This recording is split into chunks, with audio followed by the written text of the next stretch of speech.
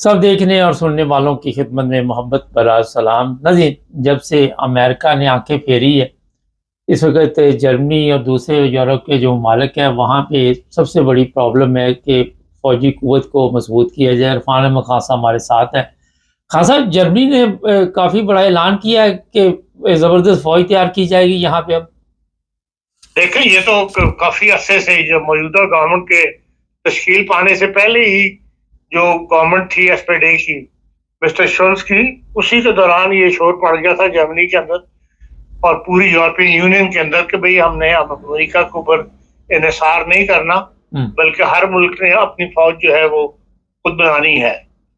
France के अंदर already फौज मौजूद है, वो इतनी मजबूत नहीं है, लेकिन एक बार एक बड़ी तादाद उनकी मौजूद थी। जर्मनी एक वाहिद मुल्क था बड़े मुल्कों में से जिसने लाजमी फौजी तरबियत का जो सिस्टम था उससे छुटकारा हासिल कर लिया था। आपको पता है 18 साल का हर बच्चा जो है वो यहाँ पे पहले फौजी तरबियत हासिल करता था। प्रैक्टिकल लाइफ में जाने से पहले, यूनिवर्सिटी ज्वाइन करने से पहले, यूं ही वो अबिटूर करता था, उसको पहले 1 साल वहां लगाना पड़ता था। ये सिस्टम इन्होंने खत्म कर दिया था। अब ये था कि इसको दोबारा बहाल किया जाए सिस्टम को, लेकिन पब्लिक की तरफ से कोई इसका पॉजिटिव रिस्पांस जो है वो मौसूल नहीं हुआ उस वक्त की हुकूमत को, और ना ही सियासतदानों की तरफ से कोई ऐसी इसमें ज्यादा वो थी। लेकिन ये सबको एहसास है कि जर्मनी ने बाकायदा एक फौज जो है वो मजबूत फौज तरतीब दी जाए, उसके ऊपर उसी वक्त काम शुरू हो गया था। और जो नई अब हुकूमत बनी है, इनके और एसपीडी के दरमियान जो 3-4 अहम मौजूआत के ऊपर लंबी तफसीली डिस्कशंस हुई है मुआहदा तय पाने से पहले, उसके अंदर ये बात भी शामिल है कि जर्मनी के अंदर एक मजबूत फौज जो है वो बनाई जाएगी।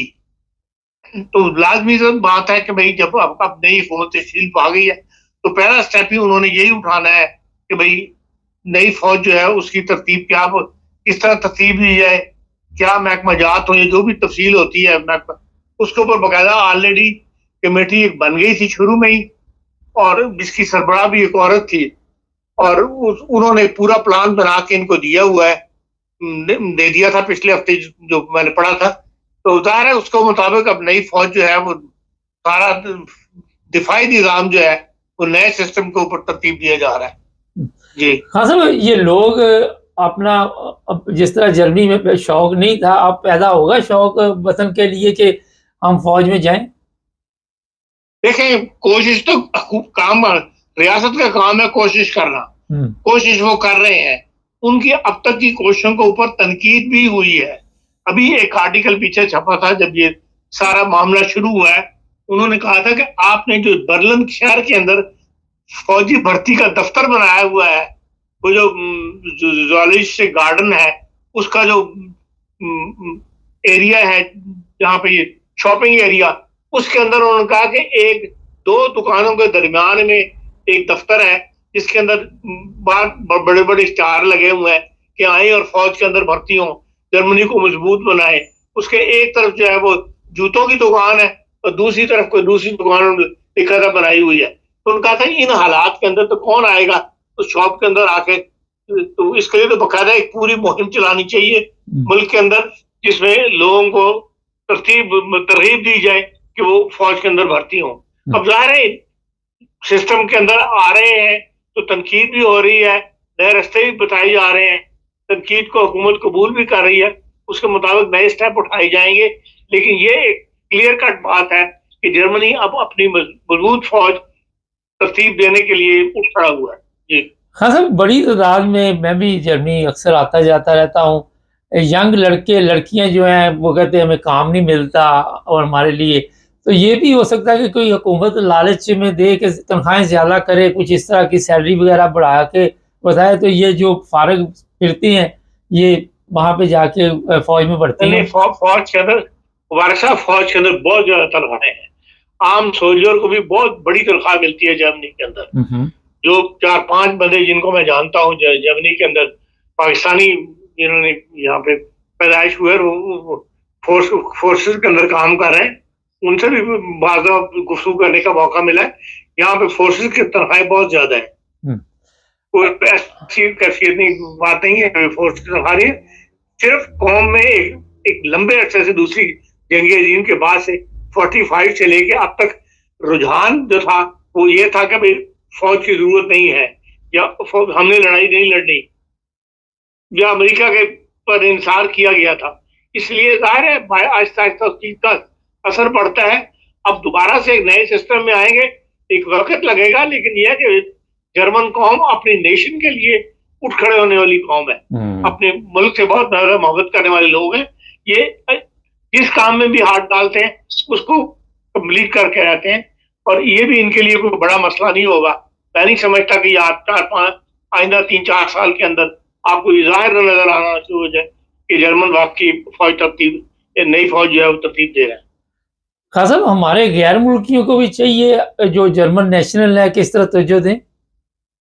देखिए, इसके अंदर ये कोई तफरीक नहीं करते। जिनको जर्मन नेशनलिटी मिल जाती, जर्मन नेशनल बन जाता है, वो उसको फौज में भर्ती करने में कोई किसी भी काम में कोई रुकावट नहीं है। जहां तक तहकीक का ताल्लुक है, रिसर्च का ताल्लुक है,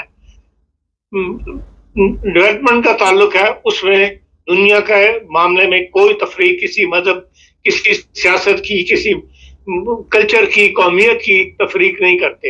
ये कहते हैं कि ये दुनिया की खुदा ने इसको जो हुनर दिया हुआ है, जो जहानत दी हुई है, इसके ऊपर पूरी दुनिया का हक है, उसको वेलकम करते हैं।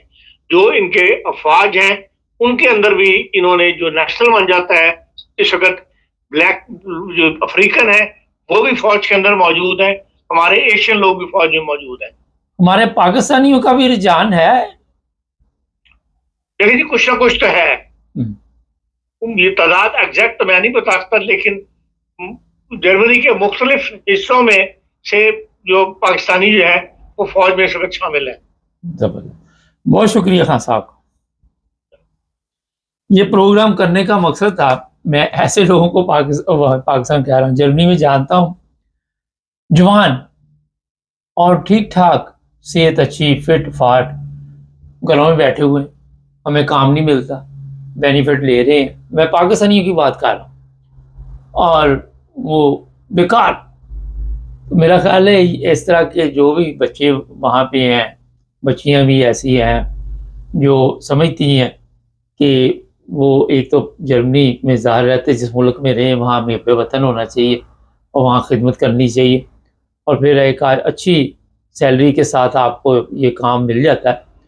तो इस तरह तवज्जो देनी चाहिए हमारे जो पाकिस्तानी लड़के लड़कियाँ, और जो भी उनकी रिक्वायरमेंट है उस पर पूरा उतरने की कोशिश करनी चाहिए, और अपने आप को मसरूफ़ भी रखेंगे। और मेरा ख्याल है एक ज़बरदस्त मौका है, इससे बेरोज़गारी जो है वो कम होगी।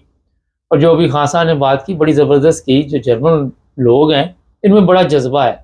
आपने देख लिया दूसरे जंग अज़ीम के बाद इन्होंने अपने मुल्क को कैसे बना लिया कि हर कोई जर्मनी जाना चाहता है, हर कोई जर्मनी की तारीफ़ करता है। आप किसी भी यूरोप के मुल्क में चले जाएं, जो यूरोप के नॉर्मल ममालिक है, स्विट्ज़रलैंड वगैरह निकाल के, तो जो लिविंग स्टैंडर्ड जर्मनी का है वो आपको कहीं भी नहीं मिलेगा। जो मेडिकल सहूलतें हैं, जो सिस्टम वहाँ पे, ठीक है अब थोड़ी रश हो गया, दुनिया ज़्यादा आ गई, मगर फिर भी उस पर कंट्रोल करने की कोशिश करते हैं। फिर भी जो वहाँ पे ख्याल रखा जाता है वो आप सबको पता है। तो मौका ज़ाया ना करें। ये जो लोग भी हमारे प्रोग्राम देखते हैं, यंग लड़के लड़कियां तो नहीं देखते, मगर उनके माँ बाप देखते हैं जर्मनी में जो रहते हैं, उनको मैं यही कहूँगा कि अपने बच्चों को इस तरह तवज्जो दिलाएं जो फारग बैठे हुए हैं। जो काम कर रहे हैं उनकी नहीं बात कर रहा, बड़े बच्चे फारग हैं जो कहते हैं हमें काम नहीं मिल रहा, जिस तरह मैंने अभी बताया, और वो सारा दिन ये टिकटॉक पे लगे रहते हैं, कोई इधर लगा रहता है, कोई उधर लगा रहता है, और अपना भी वक्त ज़ाया कर रहे होते हैं। और उनके ज़हन में होता है कि माँ बाप सर पे हैं, कोई बात नहीं, पिकनिक चल रही है, चलाते रहें। उनको ये नहीं पता कल को माँ बाप दार कितनी देर इस दुनिया में रहेंगे तो बाद में खज्जल ख़राब होंगे। तो अपने पाँव पे खड़ा होना चाहिए हमारे जो पाकिस्तानी हैं, और उनको मेरा ख्याल है इस तरह तवज्जो देनी चाहिए। हमारा मकसद होता है कि कोई भी चीज़ हो, कोई भी प्रोग्राम हो, उसका किसी को फ़ायदा पहुँचे। सब्सक्राइब कर लें,